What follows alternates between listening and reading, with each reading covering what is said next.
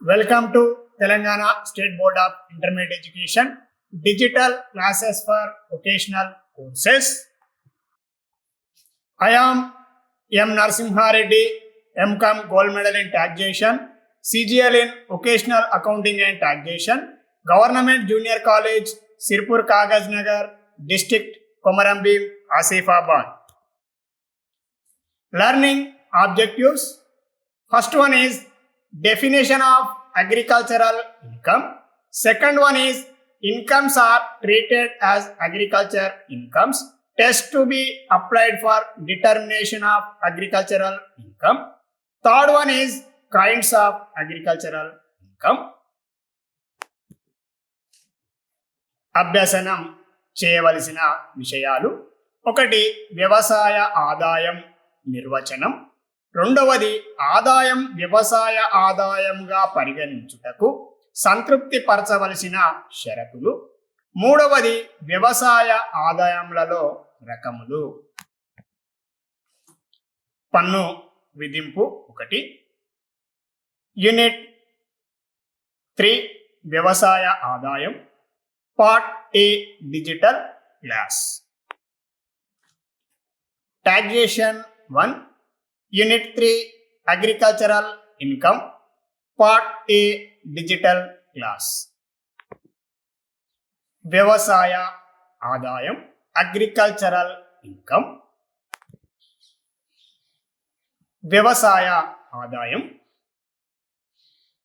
వ్యవసాయ ఆదాయం ఆదాయపు పన్ను చట్టం 1961 సెక్షన్ 10 సబ్సెక్షన్ 1 ప్రకారం వ్యవసాయ ఆదాయంపై పన్ను మినహాయింపు కలదు, కానీ వ్యవసాయేతర ఆదాయంపై పన్ను విధించబడును.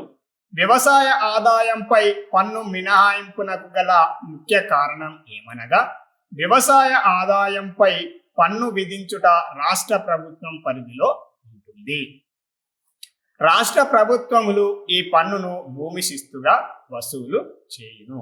ఆదాయపు పన్ను చట్టం 1961 సెక్షన్ 2 సబ్సెక్షన్ 1A ప్రకారం వ్యవసాయ ఆదాయంకు సంబంధించినటువంటి అంశం.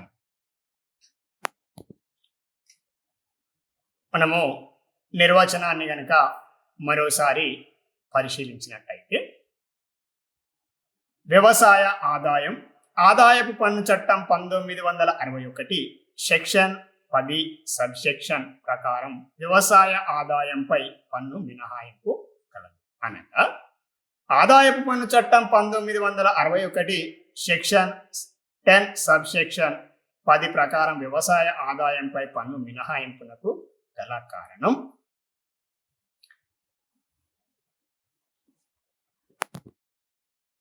మన దేశంలో ఆదాయపు పన్ను చట్టం ప్రారంభించిన బడినటువంటి సంవత్సరం 1961 సంవత్సరం నుండి కూడా నేటి వరకు వ్యవసాయ ఆదాయంపై పన్ను విధించబడలేదు. ఎందుకనగా వ్యవసాయ ఆదాయంపై పన్ను విధించే అటువంటి అధికారం కేంద్ర ప్రభుత్వానికి కాక రాష్ట్ర ప్రభుత్వాలకు ప్రదానం చేయడం అనేది జరిగింది. అంటే వ్యవసాయ ఆదాయం ఏదైతే ఉందో ఆ ఆదాయం పైన పన్నును విధించే అటువంటి హక్కు అధికారాలను రాష్ట్ర ప్రభుత్వాలకు జారీ చేయడం అనేది జరిగింది. ఆ కారణం చేత రాష్ట్ర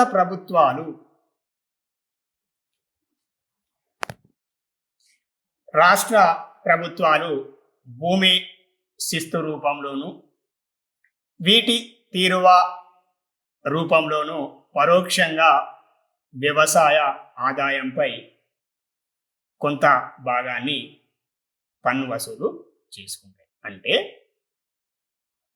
ఆదాయపు పన్ను అనేది కేంద్ర ప్రభుత్వానికి సంబంధించినటువంటి అంశం కాగా వ్యవసాయ ఆదాయంపై పన్ను విధించేటువంటి అధికారాన్ని రాష్ట్ర ప్రభుత్వాలకు ఇవ్వడం ద్వారా రాష్ట్ర ప్రభుత్వాలు భూమి శిస్తు రూపంలో అదేవిధంగా వీటి తీరువ రూపంలో వ్యవసాయ ఆదాయంపై ప్రత్యక్షంగా కాకుండా పరోక్షంగా వ్యవసాయ ఆదాయంలో కొంత భాగాన్ని పన్నులుగా వసూలు చేసుకుంటాయి. సెక్షన్ 10 సబ్సెక్షన్ 1 ప్రకారం వ్యవసాయ ఆదాయాన్ని పన్ను నుండి మినహాయింపబడ్డ ఆదాయంగా పేర్కొన్నప్పటికీ ఆదాయపు పన్ను రేటు నిర్ధారణ కొరకు వ్యవసాయ ఆదాయమును ఇతర ఆదాయముల కోసం ఏకీకరణ చేయవలసినటువంటి అవసరం అనేది ఉంటుంది. అది మనము ముందు చాప్టర్లో మనం ఈ నెక్స్ట్ క్లాస్లో మనం నేర్చుకోబోతాం. అంటే ఇచ్చినటువంటి నిర్వచనాన్ని కనుక సరిగా పరిశీలించినట్టయితే ఆదాయపు పన్ను చట్టం 1961 సెక్షన్ 10 సబ్సెక్షన్ 1 అనేది వ్యవసాయ ఆదాయంకు మినహాయింపునకు సంబంధించినటువంటి అంశం. విద్యార్థులు గమనించాలి ఇక్కడ. అదేవిధంగా రెండవది ఆదాయపు పన్ను చట్టం 1961 సెక్షన్ 2 సబ్సెక్షన్ 1A వ్యవసాయ ఆదాయంకు సంబంధించినది. కేవలం ఆదాయపు పన్ను చట్టం 1961 సెక్షన్ 10 సబ్సెక్షన్ 1 ప్రకారము ఆదాయం మినహాయించబడినటువంటి ఆదాయంకు సంబంధించినటువంటిది వ్యవసాయ ఆదాయానికి కాగా, అదేవిధంగా ఆదాయపు పన్ను చట్టం 1961 సెక్షన్ 2 సబ్సెక్షన్ A ప్రకారం మనం వ్యవసాయ ఆదాయం గురించి అభ్యసించడం అనేది జరుగుతుంది.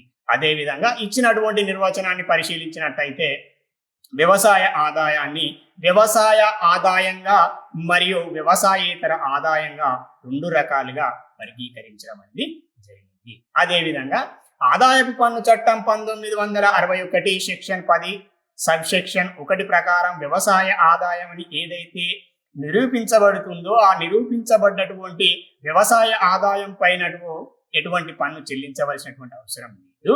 కానీ వ్యవసాయేతర ఆదాయం ఏదైతే ఉందో ఆ వ్యవసాయేతర ఆదాయం పైన పన్నును చెల్లించవలసినటువంటి బాధ్యతను కలిగి ఉంటుంది. అదేవిధంగా వ్యవసాయ ఆదాయంపై పన్ను మినహాయింపునకు గల కారణం కేంద్ర ప్రభుత్వం రాష్ట్ర ప్రభుత్వాలకు వ్యవసాయ ఆదాయంపై పన్నును వసూలు చేసుకునేటువంటి హక్కును కల్పించిన కారణం చేత ఆయా రాష్ట్ర ప్రభుత్వాలు భూమి శిస్తు రూపంలో కానీ లేదా వీటి తీరువ రూపంలో పరోక్షంగా వ్యవసాయ ఆదాయంపై పన్నును వసూలు చేసుకోవడం అనేది జరుగుతుంది.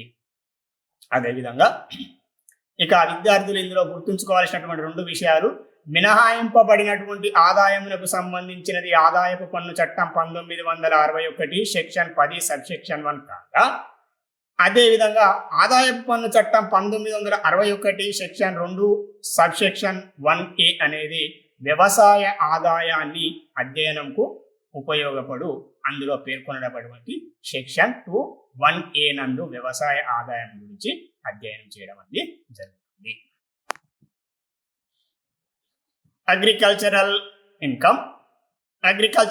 Income section 10 subsection 1 of the income tax act 1961 has exempted agricultural income from tax. However, the agricultural income is included in the total income to determine the tax on the non-agricultural income. One of the reasons for exemption of agricultural income from tax under the Income Tax Act 1961 is that the subject of agricultural income is a state government subject. Section 2 subsection 1A deals with the agricultural income. Here, according to the Income Tax Act 1961, Section 10 subsection 1, agricultural income has exempted from tax and non-agricultural income will be taxed. Here, incomes can be divided into 2 categories. First one is the agricultural income. Second one is the non-agricultural income. First one is agricultural income is exempted income as per the Income Tax Act 1961, Section 10, subsection 1. And second one, non-agricultural income will be taxable income. Non-agricultural income is taxable and agricultural income is exempted income. వ్యవసాయ ఆదాయం, ఈ కింద పేర్కొనబడినటువంటి ఆదాయాలను మనం వ్యవసాయ ఆదాయాలుగా పేర్కొనడం జరుగుతుంది. ఒకటి, భారతదేశంలో గల వ్యవసాయ భూమి యొక్క యజమాని లేదా ఆ భూమిని కౌలు లేదా ఉపకౌలుపై తీసుకున్న వ్యక్తి వ్యవసాయ పంటను నగదు రూపంలో లేదా వస్తు లేదా ధాన్యం రూపంలో స్వీకరించినటువంటి మొత్తం. రెండవది, భూస్వామి లేదా కౌలుదారుడు తన వ్యవసాయ క్షేత్రం నందు గల గృహము లేదా భవనము నుండి పొందిన ఆదాయము వ్యవసాయ ఆదాయము అగును. మూడవది, భారతదేశంలో గల గ్రామీణ ప్రాంతములలో గల వ్యవసాయ క్షేత్రం నందు గల గృహము లేదా భవనము నుండి పొందినటువంటి ఆదాయం. అంటే వ్యవసాయ ఆదాయాలను మనము ఈ విధంగా చెప్పడానికి అవకాశం ఉంది. ఇక మొదటి 1వ అంశానికి వచ్చినట్టయితే, భారతదేశంలో గల వ్యవసాయ భూమి యొక్క యజమాని లేదా ఆ భూమిని కౌలు లేదా ఉపకౌలుపై తీసుకున్న వ్యక్తి వ్యవసాయ పంటను నగదు రూపంలో లేదా ధాన్య రూపంలో లేదా వస్తు రూపంలో స్వీకరించినటువంటి మొత్తాన్ని కూడా మనం వ్యవసాయ ఆదాయంగానే పరిగణించడం అనేది జరుగుతుంది. ఇక్కడ భూమి అంటే వ్యవసాయ భూమి యొక్క యాజమాన్య హక్కులు కలిగి ఉన్నటువంటి యజమాని కనుక ఆ భూమిని ఒక నియమిత కాలానికి ఇతరులకు ఉపయోగించుకోవడానికి ఇవ్వడం ద్వారా స్వీకరించినటువంటి మొత్తము నగదు రూపంలో అయినప్పటికీ లేదా వస్తు రూపంలో అయినప్పటికీ లేదా ధాన్యం రూపంలో తీసుకున్నటువంటి మొత్తం ఏదైతే ఉందో ఆ మొత్తాన్ని మనము యజమానికి కౌలు, అది వ్యవసాయ ఆదాయంగానే పరిగణించడం అనేది జరుగుతుంది. అంటే ఇక్కడ ఒకరు యజమాని, అదేవిధంగా ఒకరు కౌలుదారు. అంటే కౌలుదారుడు ఒక నియమిత కాలానికి ఆ యజమాని యొక్క యాజమాన్య హక్కులు కలిగి ఉన్నటువంటి భూమిని వాడుకున్నందుకు ఇరువురి మధ్యన కుదిరిన ఒప్పందం ప్రకారం కౌలుదారు చెల్లించేటువంటి కౌలు మొత్తం ఏదైతే ఉందో ఆ కౌలు మొత్తం నగదు రూపంలోనైనా చెల్లించడానికి అవకాశం ఉంది, అదేవిధంగా ధాన్యం రూపంలోనైనా చెల్లించడానికి అవకాశం ఉంది, అదేవిధంగా వస్తు రూపంలో కూడా చెల్లించడానికి అవకాశం ఉంది. అంటే కౌలుదారుడు యజమాని యొక్క యాజమాన్య హక్కులు కలిగి ఉన్నటువంటి భూమిని వాడుకున్నందుకు గాని చెల్లించినటువంటి వస్తు రూపంలో కానీ ధాన్య రూపంలో కానీ లేదా నగదు రూపంలో కానీ చెల్లించినటువంటి మొత్తం ఏదైతే ఉందో ఆ మొత్తాన్ని యజమానికి వ్యవసాయ ఆదాయంగా పరిగణించడం అనేది జరుగుతుంది. ఇది సందర్భం 1గా గుర్తించండి విద్యార్థి. అదేవిధంగా సందర్భం 1వ పాయింట్లో సందర్భం 2. మరోసారి, భారతదేశంలో గల వ్యవసాయ భూమి యొక్క యజమాని లేదా ఆ భూమిని కౌలు లేదా ఉపకౌలుపై తీసుకున్న వ్యక్తి వ్యవసాయ పంటను నగదు రూపంలో లేదా వస్తు లేదా ధాన్య రూపంలో స్వీకరించినటువంటి మొత్తం అనగా ఇక్కడ యజమాని దగ్గర నుండి కౌలుదారుడు కొంత మొత్తానికి ఒక నియమిత కాలానికి భూమిని కౌలుకు తీసుకున్నట్టయితే ఆ తీసుకోబడ్డటువంటి కౌలుదారు ఎవరైతే ఉన్నారో ఆ కౌలుదారు యజమానికి కౌలును చెల్లించి తిరిగి మరో వ్యక్తి గనక కౌలు ఇచ్చుకున్నట్టయితే మధ్యలో మొదటగా తీసుకున్నటువంటి కౌలుదారుణ్ణి కౌలుదారుడు అంటాం, అదేవిధంగా రెండోసారి తీసుకోబోయేటువంటి కౌలుదారుణ్ణి ఉప కౌలుదారుగా పేర్కొనడం అనేది జరుగుతుంది. అంటే కౌలుదారు మొదటగా తీసుకున్నటువంటి కౌలుదారు యజమానికి ఏ విధంగానైతే కౌలు మొత్తాన్ని చెల్లించడం జరిగిందో అదేవిధంగా ఉప కౌలుదారుడు ఎవరైతే ఉన్నారో ఆ ఉప కౌలుదారుడు కూడా కౌలుదారునకు నగదు రూపంలో కానీ లేదా వస్తు రూపంలో కానీ లేదా ధాన్య రూపంలో కానీ చెల్లించినటువంటి మొత్తం కౌలు మొత్తం ఏదైతే ఉందో ఆ కౌలు మొత్తాన్ని కూడా మనము వ్యవసాయ ఆదాయంగా పరిగణించడం అనేది జరుగుతుంది. అదేవిధంగా సందర్భం 1వ పాయింట్లో సందర్భం 1లో యజమాని స్వీకరించినటువంటి వాస్తవ భూమిని యజమాని హక్కులు కలిగి ఉన్నటువంటి యజమాని కౌలుదారుని తీయడం ద్వారా స్వీకరించినటువంటి ఆదాయము వ్యవసాయ ఆదాయమే. 1వ పాయింట్లో 2వ సందర్భంలో కౌలుదారుడు యజమాని ఎవరైతే ఉన్నారో ఆ యజమానికి చెల్లించినటువంటి మొత్తాన్ని వ్యవసాయ ఆదాయంగా పరిగణించిన విధంగానే ఉప కౌలుదారునికి కౌలుదారుడు భూమిని కౌలు ఇవ్వడం ద్వారా ఉప కౌలుదారునికి చెల్లించిన మొత్తము వ్యవసాయ ఆదాయమే. అదేవిధంగా చివరగా ఉప కౌలుదారుడు ఎవరైతే ఉన్నారో వ్యవసాయ భూమిని వ్యవసాయ అవసరాల నిమిత్తం వాడుకుని అతను ఆ వ్యవసాయ పంటల ద్వారా లేదా వ్యవసాయ ఉత్పత్తుల ద్వారా లేదా వ్యవసాయ కార్యకలాపాలు నిర్వహించడం ద్వారా పొందినటువంటి ఆదాయం ఏదైతే ఉందో ఆ ఆదాయాన్ని కూడా మనము వ్యవసాయ ఆదాయంగానే చెప్పడం అనేది జరుగుతుంది. అంటే ఉదాహరణకి యజమాని ఏ అనుకుంటే కౌలుదారుడు బి, ఉప కౌలుదారుడు సి. ఉప కౌలుదారుడు సి బికి చెల్లించినటువంటి కౌలు మొత్తం నగదు రూపంలో కానీ లేదా వస్తు రూపంలో కానీ లేదా ధాన్య రూపంలో చెల్లించినటువంటి మొత్తం ఏదైతే ఉందో దానిని కూడా మనము వ్యవసాయ ఆదాయంగానే పరిగణించడం జరుగుతుంది బికి. అదేవిధంగా బి యజమానికి చెల్లించినటువంటి మొత్తం ఏదైతే ఉందో ఆ మొత్తం కూడా వ్యవసాయ ఆదాయంగానే పరిగణించడం అనేది జరుగుతుంది. అదేవిధంగా చివరగా సి వ్యవసాయ పనులను నిర్వహించడం ద్వారా స్వీకరించిన లేదా ఆర్జించినటువంటి మొత్తం ఏదైతే ఉందో ఆ మొత్తాన్ని కూడా మనం వ్యవసాయ ఆదాయంగా పరిగణించడం అనేది జరుగుతుంది. Agricultural income.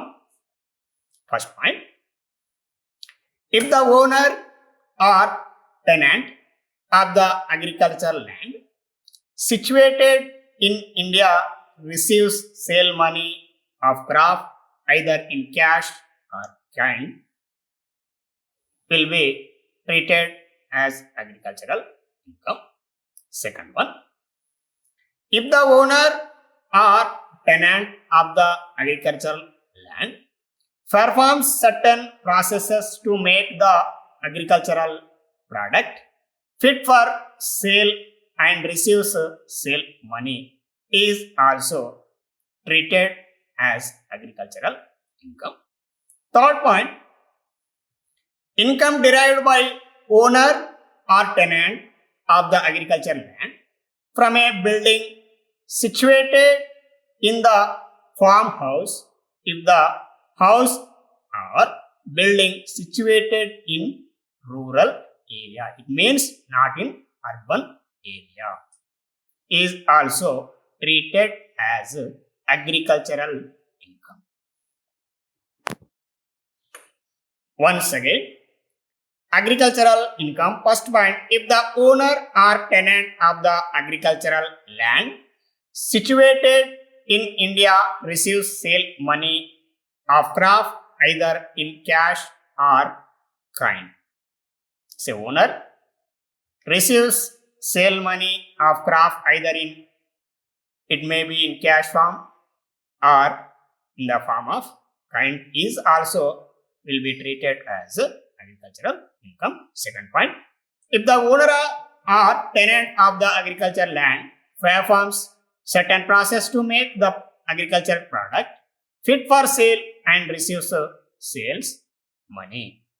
Third point, income derived by owner or tenant of the agricultural land from a building situated in the farmhouse if the house or building situated in rural area.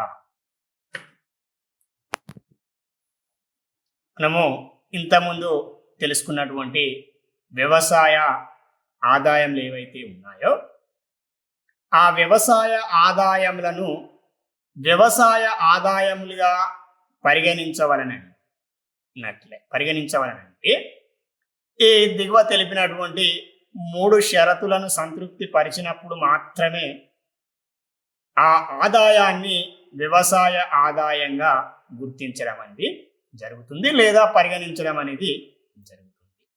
ఒకవేళ ఈ క్రింది 3 షరతులను సంతృప్తి పరచనప్పుడు ఆ ఆదాయాన్ని మనము వ్యవసాయేతర ఆదాయంగా కానీ లేదా ఇతర శీర్షికలలో చూపించేటువంటి ఆదాయంగా నిర్ధారణ చేయవలసి ఉంటుంది. అనగా విషయానికి వచ్చినట్టయితే పైన తెలియజేసినటువంటి 3 రకముల ఆదాయములకు ఈ క్రింద తెలిపిన షరతులను సంతృప్తి పరిచినప్పుడు మాత్రమే వాటిని వ్యవసాయ ఆదాయంగా పరిగణించబడును. ఒకటవది, ఆదాయము భూమి నుండి లభించవలెను. రెండవది, ఆ భూమి వ్యవసాయమునకు మాత్రమే ఉపయోగించవలెను. మూడవది, ఆ భూమి భారతదేశంలోనే ఉండవలెను. అంటే ఈ 3 కండిషన్స్ కనుక, షరతులను గనుక సంతృప్తి పరిచినప్పుడు మాత్రమే ఆ ఆదాయాన్ని వ్యవసాయ ఆదాయంగా గుర్తించబడడం అనేది జరుగుతుంది. ఒకవేళ అసెస్సి కనుక ఈ 3 షరతులను సంతృప్తి పరిచినప్పుడు ద్వారా ఆదాయాన్ని కనుక ఆర్జించినట్టయితే లేదా సంపాదించినట్టయితే ఆ ఆదాయాన్ని మనము వ్యవసాయ ఆదాయంగా గుర్తించవలసినటువంటి అవసరం అనేది ఉంది. అదేవిధంగా ఒకవేళ గనుక అసెస్సి ఈ 3 షరతులను సంతృప్తి పరచని ఎడల ఆ ఆదాయాన్ని వ్యవసాయేతర ఆదాయంగా కానీ లేదా ఇతర వనరుల శీర్షిక క్రింద చూపించవలసినటువంటి అంశాలుగా మనము పేర్కొనడం అనేది జరుగుతుంది. అదేవిధంగా కండిషన్ నెంబర్ 1లో ఆదాయం భూమి నుండి లభించవలెను. అంటే ఆ భూమి అనేది వ్యవసాయ పనులకు ఉపయోగపడవలేను. అదేవిధంగా ఆ భూమి వ్యవసాయమునకు మాత్రమే ఉపయోగించవలెను. అదేవిధంగా ఆ భూమి భారతదేశంలోనే ఉండవలెను. అంటే మనం వ్యవసాయం చేయబోయేటువంటి భూమి తప్పనిసరిగా భారతదేశంలోనే ఉండవలెను.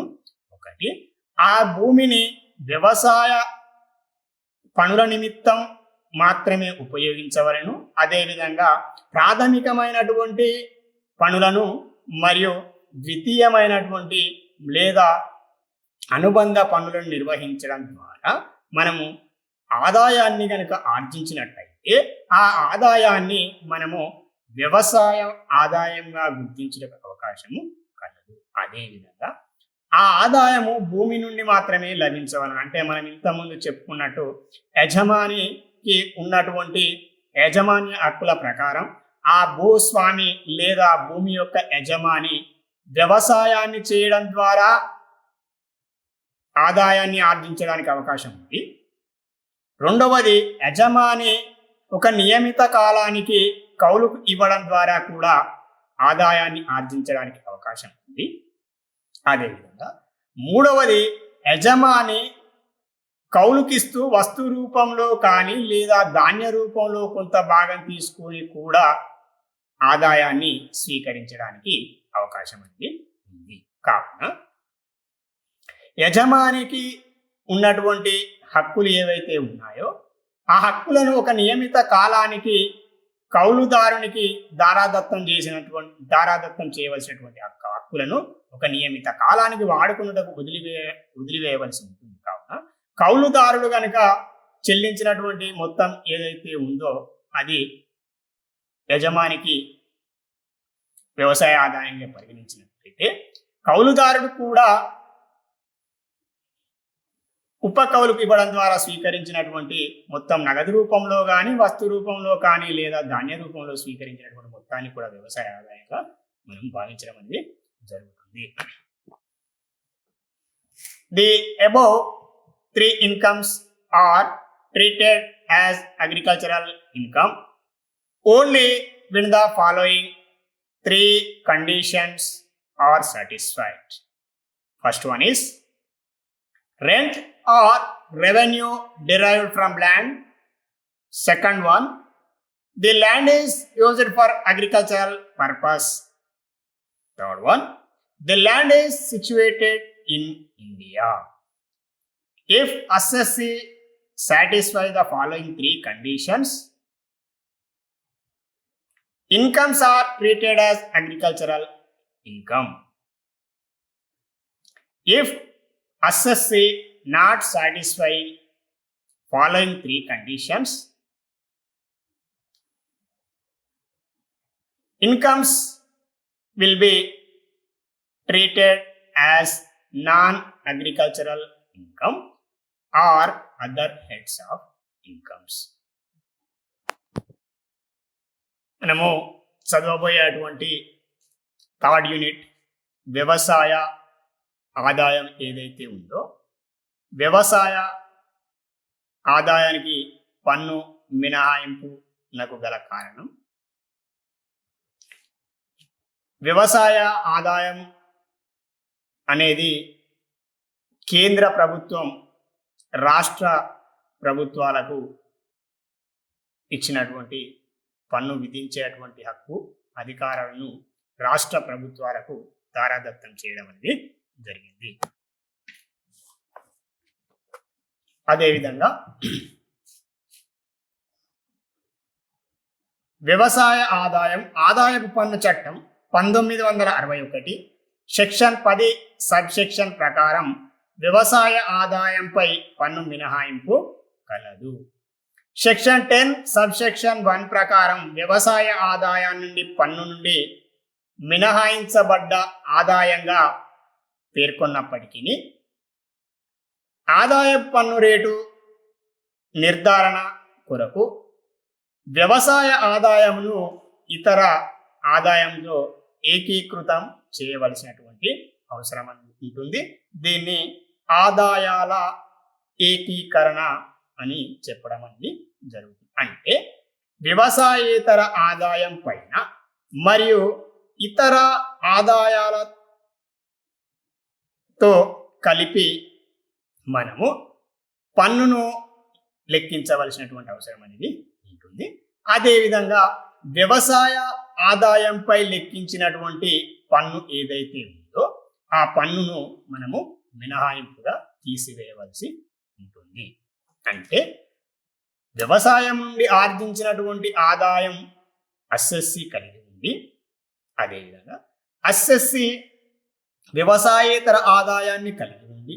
అదేవిధంగా ఇతర వనరుల నుండి వచ్చినటువంటి లేదా ఇతర శీర్షికలైనటువంటి ఆదాయాలు కనుక కలిగి ఉన్నట్టయితే ఆ అసెస్సీకి మినహాయించబడిన మొత్తం ఆదాయం కంటే ఎక్కువ మొత్తం ఆదాయాన్ని కలిగి ఉన్నప్పుడు మనము వ్యవసాయ ఆదాయాన్ని సందర్భం 1లో వ్యవసాయ ఆదాయాన్ని అదేవిధంగా వ్యవసాయేతర ఆదాయాన్ని కలిపి మనము అదేవిధంగా ఇతర శీర్షికల ఆదాయాలను కలిపి మనము పన్నును లెక్కించవలసి ఉంటుంది. అదేవిధంగా రెండో సందర్భంలో వ్యవసాయ ఆదాయాన్ని మనము వ్యవసాయేతర ఆదాయం అదేవిధంగా మరో ఇతర ఆదాయాలతో ఏకీకృతం చేసి లెక్కించవలసినటువంటి అవసరం అనేది ఉంటుంది. ఇక్కడ సబ్జెక్ట్ విషయానికి వచ్చినట్లయితే విద్యార్థులు బాగా గుర్తుంచుకోవాల్సినటువంటి విషయం, వ్యవసాయ ఆదాయం అనేది రాష్ట్ర ప్రభుత్వాల ఆధీనంలో ఉన్నటువంటి అంశం. మళ్ళీ అదేవిధంగా ఆదాయపు పన్ను చట్టం 1961 సెక్షన్ 10 సబ్ సెక్షన్ 1 ప్రకారం వ్యవసాయ ఆదాయం మినహాయింపులకు మాత్రం సంబంధించినటువంటి విషయాన్ని సెక్షన్ 10 సబ్ సెక్షన్ 1 నందు పొందుపరచడం అనేది జరిగింది. అదేవిధంగా వ్యవసాయ ఆదాయం గురించి అధ్యయనం చేయడం కోసం కాను ఆదాయపు పన్ను చట్టం 1961లోని సెక్షన్ 2(1)(a) సెక్షన్ ఏదైతే ఉందో ఆ సెక్షన్ వ్యవసాయ ఆదాయం గురించి తెలియపరచడం అనేది జరుగుతుంది. అదేవిధంగా ఆదాయ పన్ను చట్టం 1961 దృష్టిలో వ్యవసాయ ఆదాయాలను 2 రకాలుగా వర్గీకరించడం అనేది జరిగింది. ఒకటి వ్యవసాయ ఆదాయం, రెండవది వ్యవసాయేతర ఆదాయాలు. అదేవిధంగా వ్యవసాయ ఆదాయాన్ని వ్యవసాయ ఆదాయంగా గుర్తించుటకు పరిగణించవలసినటువంటి షరతులు ఏవైతే ఉన్నాయో ఆ షరతులను పార్ట్ బి డిజిటల్ క్లాస్ నందు మనము నేర్చుకోబోతున్నాం. Thank you.